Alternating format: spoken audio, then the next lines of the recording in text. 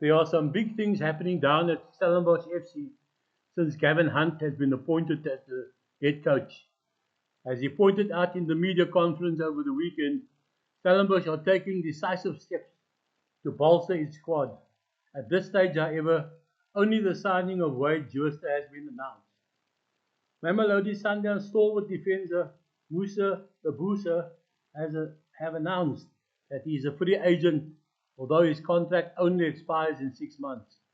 It was a goodwill gesture by Sundowns after Lebusa had been a loyal servant to the club in 7 stellar seasons. On Sunday morning, Lebusa started training with Stellenbosch, although the Winelands Club have yet to make the announcement. More good news for Stellenbosch fans is that another two names started training on Sunday morning. Stellenbosch are in the process of completing loan deals for Mabasa and Cody Sang from Orlando Pirates and Sundowns respectively, with both players joining Stellenbosch until the end of the season.